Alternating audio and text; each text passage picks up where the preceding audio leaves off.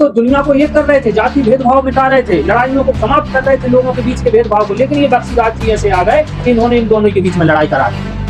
हम उनकी मानेंगे जो साथ रहते थे, तो साथ कौन रहते थे? हाँ, तो आपको पता ही था, साथ रहते थे सेना भगत। ये देखिएगा, अगर उस दिन आपको ये रैदास जी और कबीर साहब के साथ रहते थे। हाँ। सेना नाई, सेना भगत, हाँ, सेना नाई, अनंत भगत। ठीक है। जैसे दो व्यक्ति बैठे तीसरे, तो ये बैठ कर सुनते थे। ये देखिए, कबीर रैदास बोध की बनी उन्हीं की किताब। अब ये है उनकी किताब रैदास मान लिए। ये जो रविदास रामायण है, ये तो बख्शीदास ने लिखी अपना मेहनत पर बनाने के लिए, और उनको कोई बहुत प्रमाणिकता नहीं है। अब जैसे हम कोई भी कोर्ट हो, न्यायालय हो, उसमें जब जाते हैं तो वहाँ गवाही होती है, ये सभी को मालूम है। तो जैसे आपके पक्ष में 10 गवाह हैं, तो एक व्यक्ति के पक्ष में 1 गवाह है, तो वो 10 की बात मानी जाएगी। सही बात है, 10 की बात। बिल्कुल, और 10 ये ऑथेंटिक है। लेकिन ये सेना भगत को प्रमाणिकता है। रामानंद जी दोबारा से इसमें थे, रविदास रामायण में भी इस चीज का जिक्र देखिएगा। यदि आप माने ये चीज कोई भ्रमित वाली है, तो यहाँ भी रविदास जी के जो रामानंद जी के जो, ये देखिए, अनंतानंद, कबीर, सुखा, सुसरा, पद्मानंद, नरहरि, पीपा है, भवानंद, रविदास, धना, सेन आ गए ना यहाँ पे। और ये देखिएगा उसके बाद ये अनंतानंद, ठीक है, तो ये इसी में लिखा है, लेकिन इसमें बख्शीदास का नाम कहीं नहीं लिखा। नमस्कार सर। नमस्कार जी, हम फिर लौटे हैं आपके पास। आपने अपने पिछले 2 वीडियो में हमने जाना आपसे, कुछ प्रश्न भी हमने आपसे जो किए कि संत रविदास जो संत शिरोमणि है माना जाता है और है भी, उनके इष्ट हमने आपसे जाने। उनका आपने बताया वो निरंजन देव है, और फिर हमने जाना कि इस निरंजन देव का जो ब्रह्मा विष्णु महेश, ब्रह्म से भी ज्योत निरंजन, काल से भी परे जो निरंजन देव, उनका ज्ञान रविदास जी को कैसे हुआ। तो आपने बताया ज्ञान मार्ग की शाखा के, तत्व ज्ञान मार्ग की शाखा के प्रणेता संत कबीर साहब से उनको ज्ञान हुआ। तो हमारे दर्शकों के कुछ प्रश्न भी आए, प्रिय दर्शकों के, कि ऐसा नहीं हो सकता, क्योंकि उन्हें जहां तक रविदास जी के विषय में, रविदास जी के विषय में जाना है कि रविदास जी से संत कबीर को ज्ञान हुआ है। उनका ऐसा तर्क उन्होंने रखा है, और उन्होंने इस तर्क के प्रमाण में रैदास रामायण का जिक्र किया है, और उसमें बताया है कि ऐसी कुछ वाणी उन्होंने भी बताई है, जिसमें आपको बोल के बताना चाहता हूँ। संत कबीर बहु प्रश्न की है, मतलब कबीर साहब ने संत रविदास जी से प्रश्न किए। संत कबीर साहब ने संत कबीर बहु प्रश्न कीने, सत्य अर्थ रविदास ने कीने। उन जो प्रश्नों के जो अर्थ हैं वो रविदास जी ने किए। और फिर आगे बताया जा रहे हैं, बोध यथार्थ भक्त सुनाए, संत कबीर को आनंद आए। मतलब यथार्थ बोध रविदास जी ने कबीर साहब को सुनाया, कभी संत कबीर को सुनाया, और उनको आनंद छाया कबीर साहब कबीर। फिर बताया है, रविदास जी के ज्ञान को सुनकर कहते हैं संत कबीर रविदास जी से, धन्य रविदास हरि के प्यारे, ज्ञान अपार रविदास तुम्हारे। फिर कह रहे हैं, तुम स्वामी जक्के रविदासा। संत कबीर रविदास जी को जक्के स्वामी बोल रहे हैं, और उनके पास अपार ज्ञान है। तुम स्वामी जक्के रविदासा, मेरे किया भ्रम का नासा। मेरे भ्रम का नाश कर दिया रविदास जी आपने, आप जक्के स्वामी हो। ऐसा संत कबीर उनसे कह रहे हैं, ऐसा उन्होंने अपने प्रमाण में बताया। तो हम आपसे जानना चाहते हैं सर कि क्या हम जो आपने रविदास जी की वाणी से ही सिद्ध किया था, उसको भी नहीं नकार पा रहे हैं, और इन वाणियों को भी हम नहीं नकार पा रहे हैं, क्योंकि ये भी ऑथेंटिक किताब से रविदास रामायण से बताई जा रही है, उनके तर्क भी सही है। तो आप थोड़ा सा इस भ्रम को थोड़ा सा दूर कीजिए, सही तर्क से, सही प्रमाण से निवेदन है आपसे सर। देखिएगा, जैसे कि आपने कहा है, और बहुत अच्छी बात आपने कही है, कि जो रविदास जी के जो कुछ भगत हैं वो कहते हैं कि भाई रविदास जी ने कबीर साहब को ज्ञान दिया है। तो ये वहाँ प्रचलित है ये बात, और ये रविदास रामायण का जो आपने वर्णन और जिक्र किया है, उसमें भी ये चीज लिखी है कि हम मानते हैं कि हाँ, उसमें लिखी हुई है कि ऐसी एक घटना हुई थी कि कबीर साहब आए, उन्होंने वो कठौती का पानी जल ग्रहण नहीं किया, तो वो कमाली ने पी लिया, जिससे कि उसे ब्रह्म ज्ञान हो गया। फिर कबीर साहब दौड़े गए कि मुझे भी दे दो। तो ये उसमें लिखा है, लेकिन इसकी हम ये पुष्टि नहीं करेंगे कि ये मतलब बिल्कुल भी एकदम सत्य है। यानी आप रविदास रामायण में लिखी हुई बात को एकदम सत्य स्वीकार नहीं करना चाहते? जी, उसका कारण है, क्यों नहीं करना चाहते, उसका भी कारण है। देखिएगा क्या है, जैसे कि सभी लोग जानते हैं कि उस समय रामानंद जी बहुत प्रसिद्ध वैष्णव संत थे, विष्णु जी के उपासक। उस समय उनके 12 शिष्य माने जाते हैं। नरहरि हुए, रैदास जी हुए, पीपा जी हुए, धन्ना जी हुए। कबीर साहब ने भी लीला करके उनको गुरु बनाया। पहले काशी में प्रकट भय रामानंद चिताए, मतलब काशी में प्रकट हुए। पहले उन्होंने रामानंद जी के शिष्य का रोल निभाया, मतलब भूमिका निभाई, फिर बाद में उन्होंने ज्ञान दिया। ऐसे करके धन्ना, पीपा है, रैदास जी, तो ऐसे करके ये बहुत सारे उनके, अनंतदास जी है, सेना जी, तो ऐसे बहुत उनके 12 शिष्य मुख्य जो माने गए थे। तो बहुत सारे, लेकिन ये 12 तो निश्चित थे। इनमें से जो आप रविदास जी रामायण का जिक्र कर रहे हैं, तो जो रविदास जी रामायण उस समय इसके लेखक बताए जाते हैं बख्शीदास जी।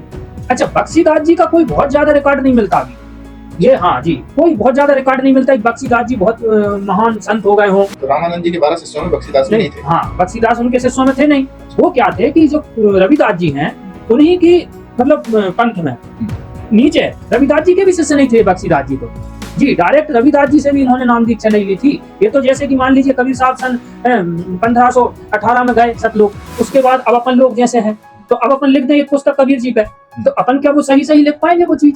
सही बात है, जब तक उनको पूरी तरह नहीं समझेंगे, जब तक नहीं लिख सकते। अब जो व्यक्ति उनके साथ रहा है रविदास जी के, कबीर साहब के, जैसे अनंत दास जी, सेना नाई जी, वो बताएंगे कि ये पानी वाली घटना सही है कि नहीं। तो जी आपको बात बताएं गुरु जी के पास है कि देखिएगा रविदास जी की जो वाणी है गुरु ग्रंथ साहिब में है, रविदास जी की जो वाणी है किसमें है? उन्हीं की रैदास वाणी में है, पूरी पुस्तक में, जो कि आचार्य जो है हमारे पास उपलब्ध भी है और एक भोला यामिनी है उन्होंने भी लिखी है। तो जो रविदास जी की वाणी है उसमें भी ये जिक्र कहीं नहीं है। ऐसा जिक्र कहीं नहीं, बिल्कुल नहीं है। रविदास जी ने कभी नहीं कहा कि कबीर साहब ने मेरा हाथ का जल नहीं पिया, कोई भी वाणी में नहीं कहा। उन्होंने तो ये कहा है निर्गुण का गुण देखो आई दे ही सहित कबीर सिधाई, निर्गुण परमात्मा का गुण देखो कि देह के सहित कबीर साहब अपने लोग चले गए। उन्होंने तो ऐसी महानता गाई है कबीर साहब की। उन्होंने तो ये कहा है कि हरि के नाम कबीर उजागर जन्म जन्म के काटे कागर। वो ऐसे महान संत थे जिनके नाम से रविदास जी ने रैदास वाणी में, बिल्कुल ये रैदास वाणी में उन्होंने कहा है। अब जैसा कि ये बख्शीदास जी हैं, अब ये बख्शीदास जी ने ऐसा कुछ रहा है इनके जीवन में कि बख्शीदास जी ने अपनी मेहनत गद्दी बनाने के लिए और अपना एक अलग वो क्या बोलते हैं पद, अपना पद स्थापित करने के लिए इन्होंने ये रचनाएं अपने से लिखी हैं। रैदास रामायण की रचना करते। बिल्कुल रैदास जी की जो इसमें वाणियां हैं इन्होंने ली हैं बख्शीदास जी ने, ये बिल्कुल नहीं मिलती, कबीर साहब से भी नहीं मिलती, ना रविदास जी से मिलती। इनमें इसको प्रूव करेंगे आप? बिल्कुल अभी हम करेंगे, उनके ज्ञान से नहीं मिलती है वाणियां, तो गुरु जी कृपा से आपको बताएंगे। तो अब आपको बताते हैं वो पूरे कारण जिससे कि यहाँ संदिग्ध हैं बख्शीदास जी। और ये तो रविदास जी के पंथ वाले भी मतलब बख्शीदास जी के विषय में उत्तर नहीं जानते होंगे, क्योंकि ये कोई बहुत ज्यादा प्रमाणित संत नहीं है। दादू दयाल जी हुए, नानक जी हुए, सेना नाई हुए, पीपा जी हुए, धन्ना जी हुए, जब ये 10-10 गवाह हैं, ये कबीर साहब की महिमा गा रहे हैं, तो इन्होंने तो कभी नहीं कहा कि कबीर साहब ने ऐसा किया कि इनसे छुआछूत रखी, इनका पानी नहीं पिया। ऐसा भी कहीं नहीं कहा कि रैदास जी से ज्ञान लिया है। वो तो भाई भाई थे, वो तो बहुत मतलब एक तरह से दूसरे को बहुत प्रेम करते थे। मतलब इन्होंने कभी ऐसा नहीं कहा, दूसरे संतों ने, बख्शीदास के अतिरिक्त कोई किसी संत ने ऐसा नहीं कहा कि रैदास जी से ज्ञान कबीर साहब ने लिया हो। ये तो दुनिया को एक कर रहे थे, जाति भेदभाव मिटा रहे थे, लड़ाइयों को समाप्त कर रहे थे, लोगों के बीच के भेदभाव को। लेकिन ये बख्शीदास जी ऐसे आ गए कि इन्होंने इन दोनों के बीच में लड़ाई करा दी। अच्छा, मतलब उसमें लिख दिया। आप कह रहे हो थोड़ा सा प्रमाण सहित जानना चाहिए। अब आप देखिएगा, ये है रविदास रामायण। अब अच्छा, इसी की वाणी हमने जो सुनी है। जी, अब ये है, इसके जो लेखक हैं प्रकाशक रूपेश ठाकुर प्रसाद प्रकाशन है, ये प्रसाद प्रकाशन, और लेखक व टीकाकार है शंभुनाथ मानव, ये माने हुए इन्होंने इसका लेखन और टीकाकार है इसके। और देखिएगा अब आपको बताते हैं इसमें कि इसमें बहुत सी क्या त्रुटि समझ में आई है। अब हमने जैसे कि पहली बार जिक्र किया था कि जो रविदास जी हैं वो तो भगत है कौन के? पारब्रह्म परमात्मा निरंजन देवा के। और उन्होंने क्या कहा था अपनी वाणी में कि रविदास है, ये देखिएगा। और उसमें लिखा है 11-10 नंबर पेज पे कि रविदास जी कहते हैं कि रविदास हमारो राम जी दशरथ करी सुत नाही, और राम हमी में रमी रहो विषम कुटुम्ब ही माही। अब यहाँ पे स्पष्ट हो जाता है कि रविदास जी के राम है वो दशरथ जी के पुत्र राम नहीं है। और इन्हीं दशरथ जी के पुत्र जो राम है, इनने कृष्ण जी का अवतार लिया था। मतलब विष्णु अवतार राम जी थे जो दशरथ जी के पुत्र बने त्रेता युग में, और वही द्वापर युग में श्री कृष्ण विष्णु अवतार रूप में बने। बिल्कुल। अब वही आपको यहाँ बताना चाहते हैं कि जो रविदास जी के जो बख्शीदास हैं जिन्होंने रविदास रामायण लिखी है, उन बख्शीदास का कोई बहुत ज्यादा सबूत नहीं मिलता कि वो कौन थे, कहाँ थे और कितने वो कब किस समय के संत थे। तो वो ये क्या लिखते हैं अपनी वाणी में, वो लिखते हैं देखिएगा। हाँ जी, गंगा घाट पर रविदास जी का मोक्ष प्राप्त करना। अब देखो कैसे मोक्ष प्राप्त हो रहा है। दृढ़ कर आसन पदम लगाया, आत्मयोग भजन मन भाया, और दृढ़ मद किया काल नवेरा, ओम जाप अजपा में फेरा। सिर्फ ओम जाप का। हाँ, अब ये रविदास जी के पंथ वाले भी जानते हैं, इनने लिखा कि ओम जाप अजपा में फेरा। सिर्फ ओम जाप उन्होंने फेरा। और ओम जाप तो निरंजन का है, ओमकार ब्रह्म का है। इससे ऊपर रविदास जी बात करते थे, सतनाम की बात करते थे। ये ओम नाम तो अनहद है, प्रणव है, अकेला ओम अकेला। अब देखिए यहाँ बख्शीदास जी कह रहे हैं, बख्शीदास अनभिज्ञ अज्ञानी भक्त कीर्ति सत्य बखानी। अब ये बख्शीदास कह रहे हैं अपने विषय में खुद के कि बख्शीदास अनभिज्ञ एवं अज्ञानी ने भगत की कीर्ति यश को सच्चाई से बयान किया है। बख्शीदास जी यहाँ पे स्पष्ट कर रहे हैं कि रैदास रामायण मैं स्वयं लिखा, मैं खुद लिख रहा हूँ। ये स्पष्ट हो गया कि जो रैदास रामायण जी है कभी रविदास जी ने नहीं लिखी, उनके वचन नहीं है। ये उनसे 200-300-400 जब भी साल बाद ये बख्शीदास जी कब आ गए हैं, इनने अपने मन से लिखी है। कुछ कबीर साहब से ले लिया, कुछ रविदास जी की वाणी से, यहाँ का ईंट वहाँ का रोड़ा, और वो कहते हैं ना भानुमती ने कुंभा जोड़ा। तो इसका हम बताएंगे, ऐसा नहीं गुरु जी के पास। देखिएगा ये सब जानते हैं कि इन्होंने ओम का जाप तो किया नहीं था, इन्हें तो सतनाम जपा था, श्वास का जाप। रविदास जी तो ये कहते हैं गुरु को शब्द सुरत कुदाली खोदत कोई लहरे। गुरु का वो शब्द होता है जिसको सुरत कुदाली से खोदत कोई लहरे, वो सच्चा शब्द है। अब उसको बताना गुरु जी के बस की बात है, अपन शिष्य नहीं बताएंगे। अब देखिएगा आगे क्या कहते हैं बख्शीदास जी अपनी वाणी में कि जो रविदास जी हैं क्या हुआ इसके बाद, ये देखिए। अब इन्होंने मीराबाई को नाम दिया, मीराबाई शक्ति भाई त्याग दिए उत्पाद, और मीराबाई जपत है ओम नाम दिन रात। अब यहाँ इन्होंने मीराबाई जी को भी ओम का नाम जपने की बात कर दी। अब जबकि ऐसा नहीं है, ओम का नाम जो है मीराबाई ने भी नहीं जपा। जब ये उनको मिल गए थे कौन, रविदास जी, तो उन्होंने जपा था क्या बोलते हैं सत्यनाम। दो अक्षर का होता है, जिसके विषय में कबीर साहब ने कहा कह कबीर अक्षर दो बार होगा कसम तो लेगा राग। मतलब ओम नाम अलग है, अलग। वो दो अक्षर सतनाम अलग है। सतनाम अलग। अब देखिएगा इसके बाद यहाँ पे देखिए क्या कहते हैं बख्शीदास बताते हैं आगे, लगी समाधि भगत की किया निरंतर ध्यान और स्वप्न में प्रकट हुए श्री कृष्ण ये भगवान। कब की बात है? अब ये बख्शीदास जब जी वो जब वो मोक्ष हो रहा है रविदास जी का, तब की बात नहीं, मोक्ष नहीं, जब वो उनकी साधना कर रहे हैं। अच्छा अच्छा, श्री कृष्ण हाँ। उनके ध्यान में प्रकट हुए हाँ। रविदास जी के, ऐसा बख्शीदास जी कहना चाहते हैं। अब यहाँ तो आपको ये बता दिया ना पहले कि जो मीराबाई है वो ओम नाम जप रही है, मतलब ओम नाम अब इन्होंने गुरु बनाया, उनको रविदास जी ने तो उन्होंने ओम नाम दिया, ये कह रहे हैं। और अब यहाँ कह रहे हैं लगी समाधि भगत की किया निरंतर ध्यान स्वप्न में प्रकट हुए श्री कृष्ण भगवान। रविदास जी ने ध्यान किया, श्री कृष्ण भगवान उनके प्रकट हुए, मतलब ओम का जाप करते थे और श्री कृष्ण जी प्रकट हो गए। अब भाई ऐसा कैसे हुआ? ओम का जाप में तो ब्रह्म है, वो तो ओम का निराकार बोलते हैं लोग वाग, जो कि कहते हैं ना कुछ वो निराकार। अब ये श्री कृष्ण जी प्रकट हो गए ओम के जाप में, अब ये कैसा होगा? तो यहाँ इनकी बात मैंने इसके पहले आपने रविदास वाणी से बताया था कि मेरे राम दशरथ सुत नहीं है, और दशरथ सुत तो विष्णु अवतार थे, विष्णु अवतार, और श्री कृष्ण भी विष्णु अवतार थे। तो यहाँ पर थोड़ा सा हमें कंट्राडिक्शन दिख रहा है कि श्री कृष्ण उनके ध्यान में कैसे आ गए, जबकि श्री कृष्ण तो मतलब विष्णु अवतार राम, और श्री कृष्ण जो विष्णु अवतार है वो तो उनके राम है नहीं। बिल्कुल यहाँ पे मना कर रहे हैं। फिर वो कह रहे हैं गदगद वाणी में कृष्ण ने कहा कि ये भक्त तू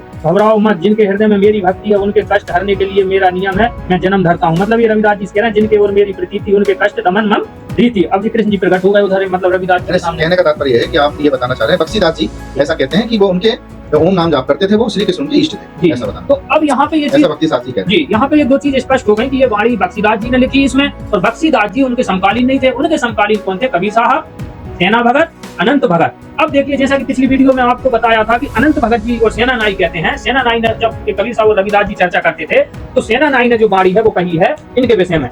अब जैसे हम कोई भी कोर्ट हो, न्यायालय हो, उसमें जब जाते हैं तो वहाँ गवाही होती है, ये सभी को मालूम है। तो जैसे आपके पक्ष में 10 गवाह हैं और एक व्यक्ति के पक्ष में 1 गवाह है, तो वो 10 की बात मानी जाएगी। सही बात है, 10 की बात बिल्कुल, और 10 ही ऑथेंटिक है। अब बख्शीदास जी का कोई ऑथेंटिक गवाह नहीं है ये। एथेंटिक आप जैसा बता रहे हो शुरुआत से कि रामानंद जी के जो शिष्य हैं वो आप उनको मानना चाहते हो। यदि मान लो झाली रानी बोलती, जिनको इन्होंने गुरु नाम दिया, राजा झाली रानी का राजा है, या मीराबाई बोलती कबीर साहब ने रविदास जी का पानी नहीं पिया तो उनको आत्मज्ञान नहीं हुआ, तो हम मानते थोड़ा बहुत कि नहीं भाई ये रविदास रामायण सही है। अब बख्शीदास तो उनके गुरु शिष्य ही नहीं थे, जो शिष्य नहीं है, जो उनसे 200 साल बाद 100 साल बाद जन्म ले रहे हैं धरती पे, तो जिनके विषय में बख्शीदास जी के विषय में संत मत में कोई बहुत ज्यादा वर्णन है, उनकी हम कैसे मान लें? हम उनकी मानेंगे जो साथ रहते थे। तो साथ कौन रहते थे? साथ आपको बताया ही था, साथ रहते थे सेना भगत। ये देखिएगा, अब उस दिन आपको ये रविदास जी और कबीर साहब के साथ रहते थे। हाँ। सेना नाई, सेना भगत, हाँ सेना नाई, अनंत भगत जी। जैसे 2 व्यक्ति बैठे तीसरे, तो ये बैठ के सुनते थे। ये देखिए कबीर रविदास गोष्ठी, और ये उन्हीं की किताब। अब ये है उनकी किताब रविदास वाणी। ये जो रविदास रामायण है ये तो बख्शीदास ने लिखी अपना मेहनत पद बनाने के लिए, और उनको कोई बहुत प्रमाणिकता नहीं है। अब लेकिन ये सेना भगत को प्रमाणिकता है, ये रामानंद जी के 12 शिष्य में थे। ये रविदास रामायण में भी इस चीज का जिक्र है। देखिएगा यदि आप माने कि ये चीज कोई भ्रमित वाली है, तो यहाँ भी रविदास जी के जो मतलब रामानंद जी के जो, ये देखिए अनंतानंद, कबीर, सुखा, सुरसरा, पद्मानंद, नरहरि, पीपा है, भवानंद, रविदास, धना, सेन आ गए ना यहाँ। और ये देखिएगा उसके बाद ये अनंतानंद, ठीक है, तो ये इसी में लिखा है, लेकिन इसमें बख्शीदास का नाम कहीं नहीं लिखा। तो वही सेना भगत कह रहे हैं, क्या कह रहे हैं कि देखो ये देखो रविदास जी कहे हैं, सो तुम गाओ सो मैं गाऊं, तेरा ज्ञान विचारूं, कह रविदास कबीर गुरु मेरा भरम कर्म धोई डालूं।